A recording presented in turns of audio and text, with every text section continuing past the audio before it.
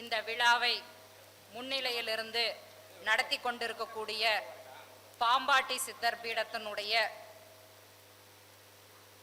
நிர்வாகர், தர்மகர்த்தா, ஜோதிடர், நடிகர், அதாவது பல துறையில் இருக்கக்கூடிய திரு மீனாட்சி சுந்தரம் ஐயா அவர்களை ஒரு 20 நிமிடம் அவர்களுடைய அனுபவ கருத்துக்களை பேசுமாறு அன்புடன் மேடைக்கு அழைக்கின்றேன். அண்ணனை பற்றி சொல்லணுன்னாக்கா எங்களுக்கு வந்து மிக சிறந்த வழிகாட்டி. எங்களுடைய குழுவுக்கு ஒரு காட்ஃபாதர்னே சொல்லலான்னு வச்சுங்களேன். இதை செய்யுங்க, அதை செய்யாதீங்க அப்படிங்கிறது. அடுத்தது பார்த்திங்கன்னா, அந்த ஒரு இடத்துக்கு தகுந்த மாதிரி பேசக்கூடிய தன்மை, எல்லாரையும் சிரிக்க வைக்கக்கூடிய தன்மை எல்லாம் வந்து பார்த்திங்கன்னா அவரை வச்சு தான் கற்றுக்கிட்டேன் ஒரு சில விஷயங்கள்லாம். அதனால் அண்ணன் சிறப்பாக அடிக்கணுங்கிறது என்னுடைய வேண்டுகோள். அன்னையும் அறிவூட்டிய தந்தையும் சொல் கொடுத்த தமிழையும் எனக்கு ஜோதிடம் புகட்டிய ஆசான்களையும் வணங்கி இந்த தமிழ் சிந்தனை பேரவையினுடைய ஸ்ரீ யோகேஷ் ஜோதிட ஆன்மீக அறக்கட்டளையின் சார்பாக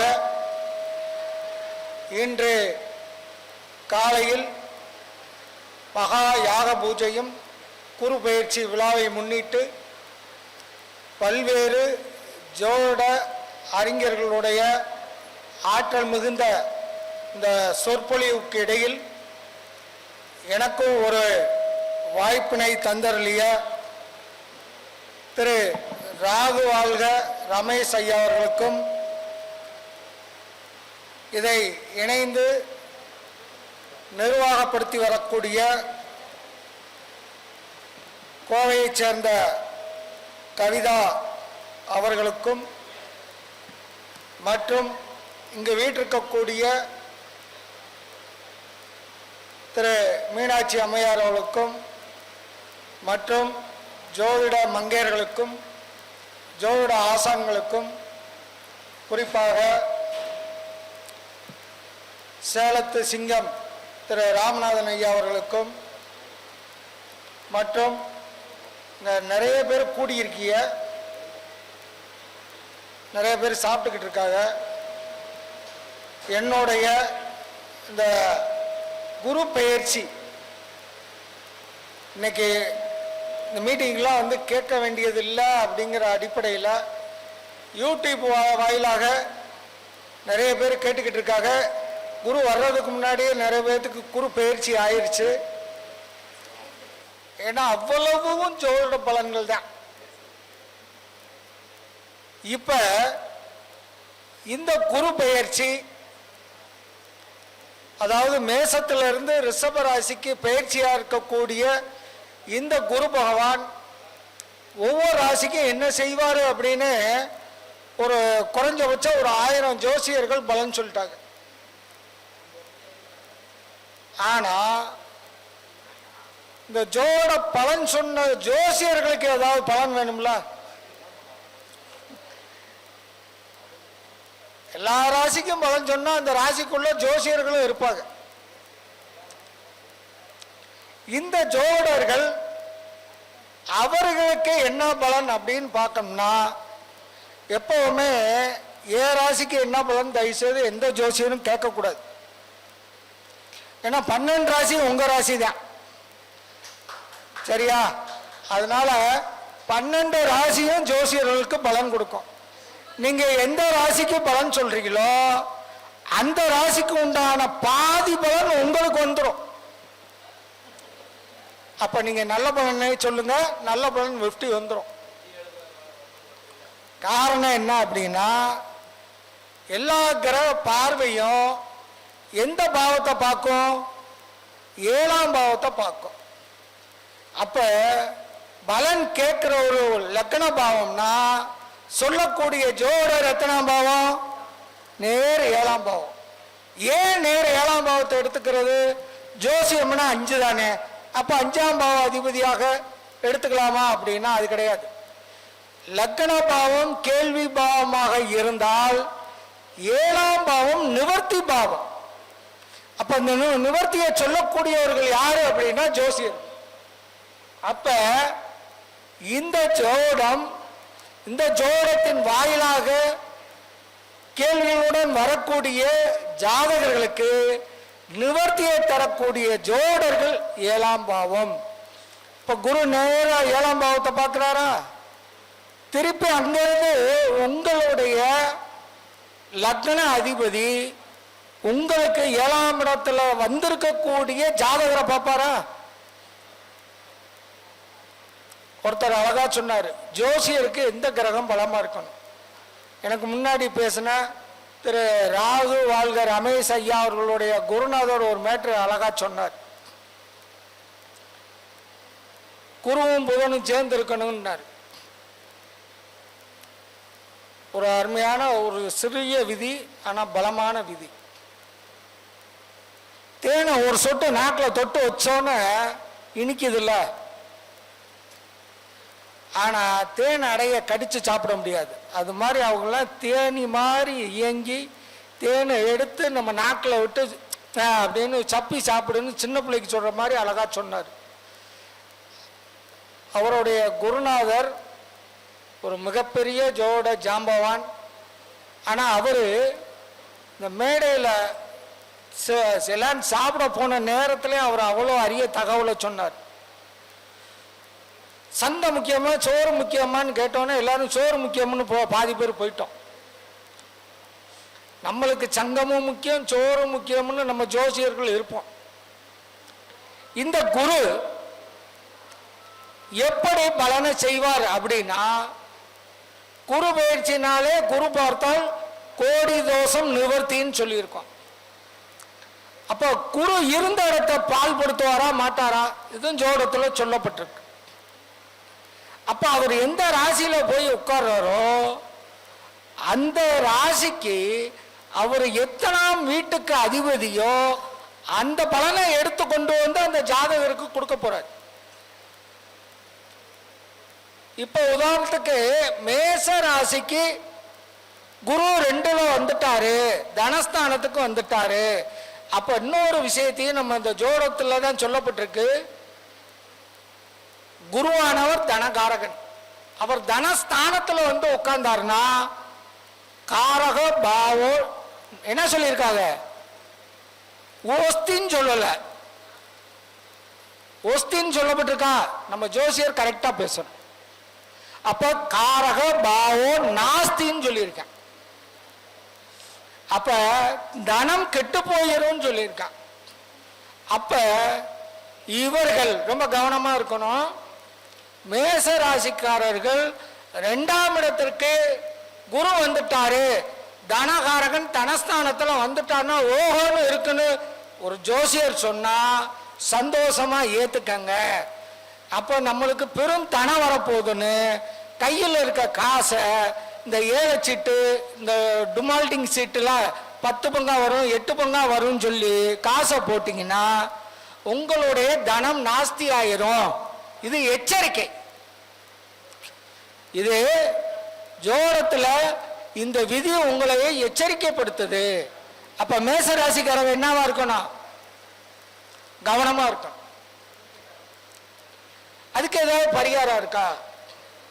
நீங்க கொடுக்குற காசை ஜோசியர் கொடுத்தீங்கன்னா இன்னும் 4 நல்ல பலனை சொல்லுவாரு. அதுதான் உங்களுக்கு பரிகாரம். ரிஷபராசி, இந்த ரிஷபராசியில குரு வந்திருக்கார். அவர் யாரு, அந்த ராசிக்கு லக்கணமா கூட வச்சுக்கோங்க. ஆனா கோச்சார பலன் பார்க்கும் போது லக்கணத்திற்கு பார்க்காதீர்கள். லக்கணத்துக்கு அந்த குருவானவர் எத்தனை குடையவராக இருக்காருன்னு பார்த்துக்கிட்டு இந்த ராசி உங்களுக்கு லக்கண ரீதியா எத்தனாம் இடம்னு பார்த்துக்கங்க. அந்த ரிஷபத்துக்கு அதிபதி எங்க இருக்காருன்னு பார்த்துக்கங்க. இந்த 3 விஷயத்தையும் ஒரு கணக்கீடு செய்து குரு ரிஷபத்தில் இருந்து உங்க லக்கண ரீதியாக எத்தனாம் இடத்தை பார்க்கிறாருன்னு பாருங்க. அவர் பார்த்த இடம் பூரா சூப்பரா இருக்கும். அது கெட்ட இடமா இருந்தாலும் சூப்பரா இருக்கும், நல்ல இடமா இருந்தாலும் சூப்பரா இருக்கும். அப்ப சுப தன்மை உடைய பாவங்களை பார்த்தால் சுப காரிய நிகழ்வுகளை கொடுக்கும். இப்ப மேசத்துக்கு சொல்லிட்டோம். ரிஷபத்துக்கு 8ஆம் இடத்துக்கு அதிபதியாக குரு வராரு. ரிஷப லக்னமா இருக்குன்னு வைங்க, 8, 11 கூடையவர். அவனுக்கு எந்த ஒரு செயலா இருந்தாலும் உடனே டக்குன்னு நடந்து முடிஞ்சிடும். எதிர்பாராத ஒரு நிகழ்வுகளை நடத்தி கொடுத்துரும். விபத்து எதிர்பார்த்து யாரும் போய் முட்டிக்கிட்டு மோதக்கூடாது, திடீர்னு ஏற்படும். அப்ப ரிஷப ராசிக்காரர்கள் வாகனத்தில் போகும்போது குழந்தைகளை எல்லாம் முன்னாடி உட்கார வச்சுக்கிட்டு வண்டி ஓட்டாதீங்கன்னு சொன்னீங்கன்னா ரொம்ப கவனமா இருக்கும். குழந்தைய பின்னாடி யாராவது உட்காந்து பாதுகாத்துக்கிட்டு போனா பிரச்சனை இல்லை, ஏன்னா சேஃப்டி சென்றுக்கு வந்துருது. அப்ப 8ஆம் பாவம் என்பது தப்பிப்பதற்கு 11ஆம் பாவம் உதவுது. அதனால இந்த மாதிரியான விஷயங்கள்ல கொஞ்சம் கவனமாக இருக்கணும் அப்படின்னு தான் நம்ம சொல்லணும். இப்ப மிதுனத்துக்கு பாத்தீங்கன்னா அவர் 7, 10 கூடையவர். சார் வேலை கிடைச்சாதான் கல்யாணம் பண்ணணும்னு நினைக்கிறோம் அப்படின்னா அப்ப கல்யாணம் பண்றதா வேலை கிடைக்குமா அப்படின்னு கேட்டா இந்த மிதுன ராசிக்காரர்களுக்கு மிதுன லக்னம் இல்ல வேற ஏதாவது ஒரு லக்னமாக இருந்தாலும் இந்த மிதுனத்திற்கு திருமண பேச்சுவார்த்தையை நடத்தினாலே வேலை கிடைச்சிடும். இதெல்லாம் சூட்சமமாக இந்த குரு பெயர்ச்சி மூலமாக அவர்களுக்கு பலனாக நம்ம எடுத்து சொல்லணும். அடுத்து கடகத்துக்கு பாத்தீங்கன்னா கடகத்துக்கு எத்தனை கூடையவர் யாராவது ஒருத்தர் சொல்லுங்க. குரு கடகத்துக்கு எந்த வீட்டுக்குரியவர்? 6 கூடையவர், 9 கூடையவர். அப்ப 6ஆம் பாவம் என்பது நாம ஜோடத்துல சொல்லக்கூடிய விஷயங்கள் ருணம், ரோகம், சத்ரு, கடன், ரோகம், சத்ரு, எதிரியை சொல்லுது. கடைசியில் இந்த 6ஆம் பாவத்துக்கு ஒரு ஸ்பெசிபிக் விதி இருக்கு, வெற்றி. அப்ப 6ஆம் பாவத்துக்கு அதிபதியானவர் குரு இந்த கடகத்துக்கு எந்த வீட்டில் போய் உட்கார்ந்துருக்காரு? 11ல் போய் உட்கார்ந்துருக்காரு. இப்ப இந்த 11ஆம் பாவத்தினுடைய தன்மை என்ன? அதிர்ஷ்டத்துடன் கூடிய லாபம் சொல்லும். அதாவது 10ஆம் பாவமாக வேலை செஞ்சா நீங்க நினைச்ச மாதிரி நடக்கும். 11ஆம் பாவத்திலிருந்து இந்த குருவனுடைய பார்வை உங்களுடைய லக்ன அதிபதிக்கோ ராசி அதிபதிக்கோ ஏற்பட்டால் இந்த கடக ராசிக்கு வெற்றி உறுதியாயிரும். வெற்றினா எதுல வெற்றி? தேர்தலில் போட்டியிட்டா வெற்றி, தேர்தலில் போட்டியிட்டா வெற்றி, சண்டையில் எய்த்து நின்னா வெற்றி, அல்லது வழக்கு இருந்தால் வழக்கு வெற்றியாகும் சொல்லலாம். ஏன்னா வழக்கு எப்பயோ போட்டிருப்பாங்க. இந்த காலகட்டத்தில் இந்த வழக்கானது முடிவுக்குள்ள வந்தா நிச்சய வெற்றின்னு சொல்லலாம். கடகத்துக்கு அவர் எங்க இருந்து பார்க்கிறாரு? 11ஆம் பாவத்துல இருந்து பார்க்கிறாரு. அப்ப அந்த 11ஆம் பாவத்துல இருந்து எந்த வீட்டை பார்ப்பாரு? இப்ப கடகராசியில் இருக்க பிறந்தவர்களுடைய பிள்ளைகளுக்கு வெற்றியை தரும். ஒண்ணு கல்யாண வெற்றி, இல்ல காலேஜ் வெற்றி, இல்ல ஸ்கூல்ல இருந்து காலேஜுக்கு மாத்திர நினைச்ச காலேஜ் வெற்றி. இந்த மாதிரி வெற்றியை தரக்கூடிய ஒரு செயல்பாடு பூரா கடகராசிக்கு யோகத்தை தரும். சிம்ம ராசிக்கு பார்க்கிறோம். சிம்ம ராசிக்கு பார்த்தீங்கன்னா 5, 8 கூடையவர். அப்ப சிம்ம ராசியில் இருக்கக்கூடியவர்களுக்கு பூரா பிள்ளைகளால் ஒரு மன சஞ்சலங்களை தரக்கூடிய செயல்பாடுகள் இருக்கும். எந்த பாவத்துல இருந்து? 10ஆம் பாவத்துல இருந்து. திடீர்னு இந்த சிம்ம ராசியில் இருக்கக்கூடிய குழந்தைகளுக்கு வேலை மாற்றம் பண்றோம்னு சொல்லி வேலையில சிக்கல் வரும். அப்ப கவனமா இருந்துக்கணும். அல்லது பிள்ளைகளுடைய காதல் விவகாரங்கள்ல முடிந்த அளவுக்கு தவிர்ப்பது நல்லது. நான் அதுதான் முடியாத வைக்கான்னு சொல்லிக்கிட்டு இருந்தா நிச்சயமா பிள்ளைகளால் கவலைகள் வந்துடும். ஏன்னா சிம்மத்துக்கு 5, 8 கூடையனா தான் குரு வர்றார். அப்ப எப்ப பார்த்தாலும் பிள்ளைகளை பற்றிய அதிக அக்கறையும் கவனமும் சிம்ம ராசிக்காரர்களுக்கு அதிகமா இருக்கும். ஏன்னா காலபுருஷனுக்கு பார்த்தீங்கன்னா அது 9ஆம் இடமாவும் 12ஆம் இடமாவும் வரும். தொழில் நிமித்தமாக சில பேர்கள் இந்த சிம்மராசிக்காரர்கள் தன்னுடைய பிள்ளைகளால் அந்த பிள்ளைகள் வெளியூருக்கோ வெளிமாநிலத்துக்கோ வெளிநாட்டுக்கோ போறதுக்கு உண்டான வாய்ப்பு இருக்கு. இது சூப்பர் பலன், அது கவலையான பலன், ரெண்டையும் கலந்தே நம்ம சொல்லலாம்.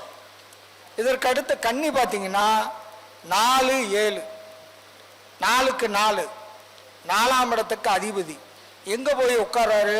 9ஆம் இடத்துல போய் உட்கார்றாரு. 4க்கு 6ஆம் இடத்துல போய் உட்கார்றதுனால இந்த கன்னி ராசியில் பிறந்தவர்களுடைய தாயார்கள் அல்லது தாயாதி வர்க்கங்கள் அவர்களுக்கெல்லாம் ஏதாவது ஒரு காரணத்தினால ஹாஸ்பிட்டலுக்கு போய் செலவு பண்ணி சரியாகி வரணுங்கிற அமைப்பை கொடுக்குது. இப்போ துலாத்துக்கு பார்த்தீங்கன்னா 3, 6 குடையவன். அப்போ எங்க போய் உட்காராரு? 8ஆம் இடத்துல போய் உட்காரு. அப்போ 3, 6, 8. அப்போ இந்த 3ஆம் இடங்கிறது கையப்பம். அப்ப யாருக்காவது சாட்சி கையெழுத்து போட்டு இப்போ மாட்டிக்கிற மாதிரி இருக்கு. அதனால அந்த விஷயத்துல அந்த ராசிக்காரர்கள், துலா ராசிக்காரர்கள் இவங்க கடன் அடைக்கிற மாதிரி வரும். அப்படி அடைக்கிற மாதிரி வந்தா ஒரு கொஞ்சம் கொஞ்சமா பேசி நீங்க சமாளிச்சு அடுத்த வருஷத்துக்கு கொண்டு போங்க. அதுக்குள்ள நீங்க கையெழுத்து போட்ட நபர் காசை கட்டிடுவார். அப்ப கட்டிடுவாரா? அப்ப நான் போய் கட்டிடலாமான்னா அது உங்க பிரியம். இப்ப விருச்சக ராசி, விருச்சக ராசிக்கு அதிபதி யாரு? செவ்வாய். அந்த விருச்சக ராசியை குரு பார்க்கிறாரா? 2, 5 கூடியவர்கள் 7ஆம் இடத்தில் போய் உட்கார்ந்தா நிச்சயமாக காதல் திருமணம் இந்த விருச்சக ராசிக்கு நேயர்களுக்கு கண்டிப்பாக நடக்கும். அப்போ உடனே ஒருத்தர் விருச்சக ராசிக்காரர் எந்திரிச்சு, சார் எனக்கு ஏற்கனவே கல்யாணம் ஆயிடுச்சு, இன்னொரு லவ் மேரேஜ் நடக்குமான்னு கேட்டுற வேணாம். இது கல்யாணம் ஆகாதவர்களுக்கு தான் நான் பலன் சொல்லிக்கிட்டு இருக்கேன். கல்யாணம் ஆனவர்களுக்கு பிரிந்திருந்தவர்கள், அதாவது தொழில் நிமித்தமாக பிரிந்திருந்தவர்கள் இணையக்கூடிய ஒரு அமைப்பை இந்த ராசிக்கு கொடுக்கும். அதே மாதிரி தனுசுக்கு பார்த்தீங்கன்னா 1, 4 கூடையவன் தன் ராசிக்கு எங்க போய் உட்கார்ந்துருக்காரு சொல்லுங்க யாராவது?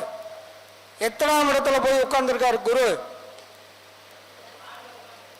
6ல போய் உட்கார்ந்துருக்காரா? அப்ப 6ஆம் இடம் என்பது உத்தியோக ரீதியாக இடமாற்றத்தை கொடுக்கும். வீட்டில இருந்து வெளியேறிடுவார். அப்ப பக்கத்து ஊருக்கு வேலைக்கு போவார், இல்ல பக்கத்து மாநிலத்துக்கு வேலைக்கு போவார். இது பூரா நடைமுறையில் இந்த வருடம் நடக்கக்கூடிய ஒரு சில பலன்களை நம்ம சொல்றோம். அடுத்து மகர ராசிக்கு, இந்த மகர ராசிக்கு பார்த்தீங்கன்னா 3, 12 கூட எங்க போறாரு? 5க்கு போறாரு. அப்ப இவர்களுக்கு மகர ராசியில் பிறந்திருக்கக்கூடிய குழந்தைகளுக்கு இடமாற்றத்தை தரும். பொம்பளை பிள்ளையா இருந்தா கட்டி கொடுத்து வீட்டை விட்டு வெளியே போகிறோம். அப்புறம் மகர ராசிக்காரர்களுக்கு பொம்பளை பிள்ளை இருந்தா வேகமா கல்யாணம் ஆகி போகும் சொல்லுங்க, நடந்துரும். இது நல்ல விஷயம் தானே?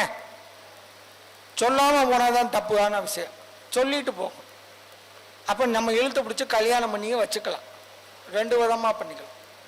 இப்போ மகர ராசிக்கு இது யோகத்தை தரும். அடுத்த கும்பராசிக்கு பாருங்க, தன லாப அதிபதி 4ஆம் இடத்துல போய் உட்காரு.